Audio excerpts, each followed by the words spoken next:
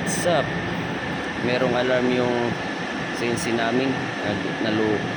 Nalubat na yung battery. So ngayon papakita ko sa inyo kung paano magpalit. Punta lang kayo sa likod or sa gilid ng CNC machine nyo. Hanapin nyo lang yung cover na to at merong nakasulat dyan. Basahin nyo na lang. Simple lang naman. Ito sinasabi, when replacing batteries, be sure that the control power is on. So kailangan naka-on yung control power natin. Tsaka at the same time yung battery na bibilhin natin sa market ay alkaline. Nakalagay naman din dyan sa instruction.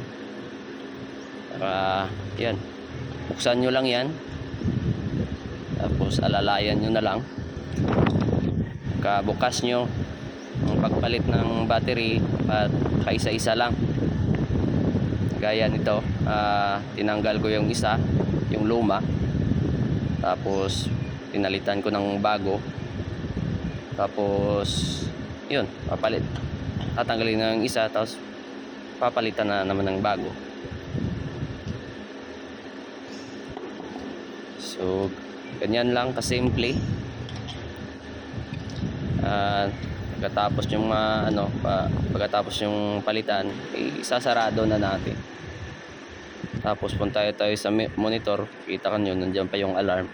Tapos nireset ko lang, nawala na ang alarm. So okay na ulit. Pero bago ang lahat, pag yung CNC nyo ay merong warm up command, warm up nyo muna. Huwag nyo munang pandarin agad ng operation o sasalang agad ng dito sa amin naman, yung Chevalier namin, M58 yung warm up command nya. Simple lang, punta ka lang MDI, sabay input mo lang yung M58, tapos yun lang, cycle start.